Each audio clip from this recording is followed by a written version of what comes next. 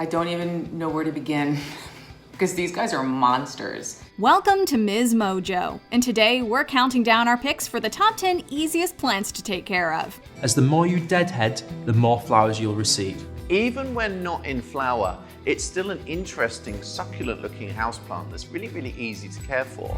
He isn't a fan of being overwatered. It will cause him to develop brown spots on his leaves. For this list, we'll be looking at plants that are low maintenance and hard to kill. The good news is that comets don't require any water and can survive in pretty much any condition. So why not plant one of yours below? Number 10, Philodendron. I gathered all of my philodendron.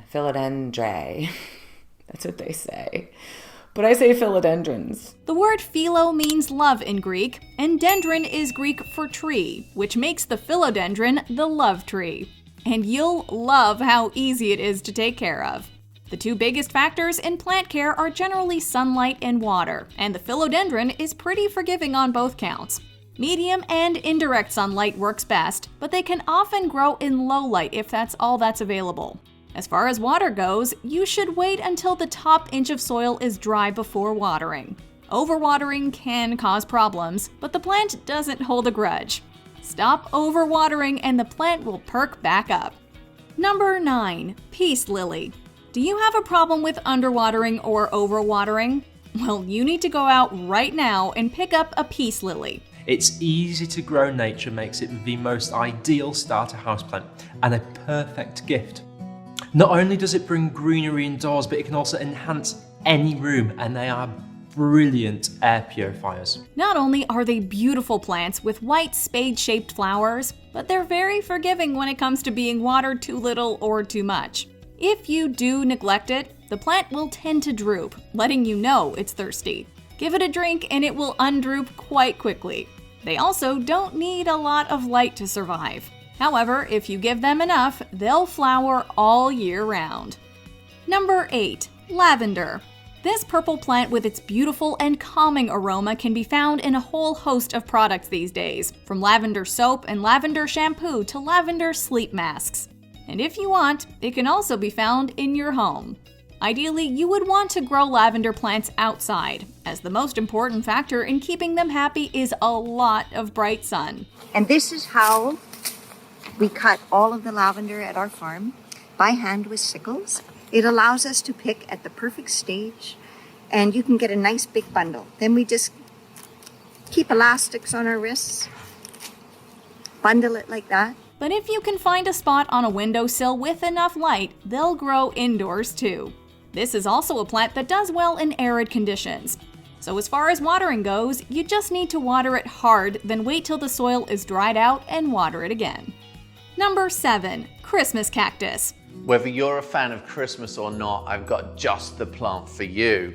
I'll be showing you today how to look after this, a plant commonly known as the Christmas cactus. The poinsettia is the king of the Christmas plants, with sales topping an unbelievable 34 million each year. But for those of you looking for a beautiful holiday plant that's even easier to take care of, may we suggest a Christmas cactus?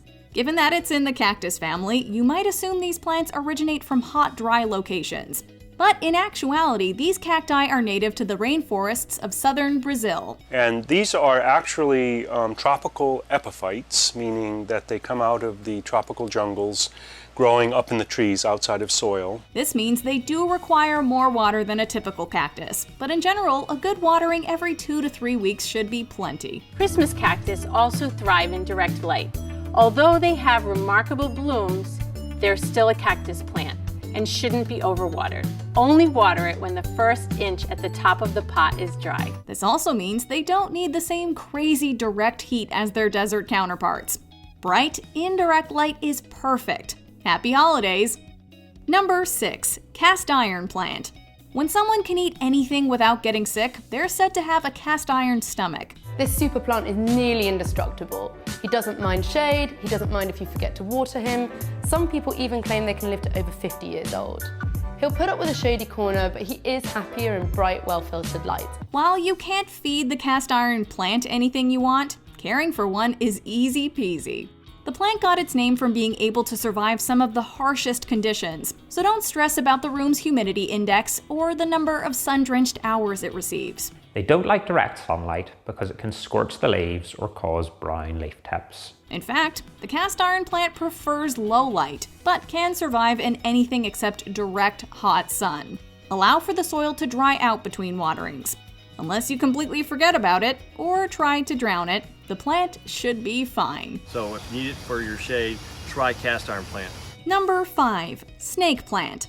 The snake plant is also known as the mother-in-law's tongue, although, unlike most mother-in-laws, the plant requires much less care and attention to keep it happy. There are really only 2 things you don't want to do to a snake plant: overwater it and freeze it. It will grow well in an area with bright indirect light, but will also be content in a more shaded area. That being said, if you only have low light in your home or your apartment or your dorm room, they're fine. They're going to live a lot longer than a lot of other plants that you might have chosen. So just remember that you can have these Sansevieria. This is a cylindrica in a low light area. For watering, let the soil pretty much dry out and then give it a drink. You're going to want to water it in well for this first time, and then after that you can do once a week for the first month. After that you can drop back to every 2 to 4 weeks. This can be anywhere from every 2 to 8 weeks, depending on the climate where you live. If you're planting outside, not in a pot, be aware that these hardy plants can become invasive like bamboo, so make sure you keep them contained. It's unlikely, but if you do find pests on the leaves, spray them with insecticidal soap. With minimal effort, your snake plant will thrive for years to come. Number 4. Kalanchoe. The kalanchoe plant is part of the succulent family, and as such is adept at retaining water, which means it's yet another plant on this list that doesn't require the constant attention of you and your watering pot. Let the soil dry out and then wet it up again. Simple. Another bonus for all the nervous plant parents out there is that kalanchoes can withstand varying temperatures. The plant is native to Madagascar and ideally enjoys warmer weather. However, it can survive in colder winter temps as low as 45 degrees Fahrenheit or 7 degrees Celsius. While the plant is easy to care for, we also want to note that it is toxic to pets and should be kept where your dogs, cats, birds, and what have you cannot get to it. Number 3. Aloe. It won't surprise most people to learn that the aloe plant has medicinal qualities. Many of us probably grew up with aloe plants in our house and know it as the plant with that gooey gel in it that made our sunburns feel better. Having aloe plants around is very handy and thankfully pretty easy as well. The plant enjoys indirect light and should be quite happy with a solid watering every week or 2. Another plus for this one is that there's no need to stress about replanting, as an aloe plant can grow in the same pot for years with no issues. Number 2. Pothos. Pothos is a trailing plant that, if taken care of, can reach over 10 feet in length. If you've been looking for a plant that will make a great visual statement as well as require very little work, this is the plant for you. Ideally, you have a spot in your home that can provide the plant with bright indirect light. However, one of the nicknames for the pothos plant is devil's ivy because it can survive in low light conditions as well. Do you have problems remembering to water your plants? Well, the pothos plant doesn't like overwatering, but if you go too long without wetting the soil, you'll start to see the leaves droop as a reminder that you've ignored it long enough. Before we continue, be sure to subscribe to our channel and ring the bell to get notified about our latest videos. You have the option to be notified for occasional videos or all of them. If you're on your phone, make sure you go into your settings and switch on notifications. Number 1. ZZ plant. While it isn't true that the band ZZ Top is named after this plant, it is true that the ZZ plant is often referred to as the king of the indestructible plants.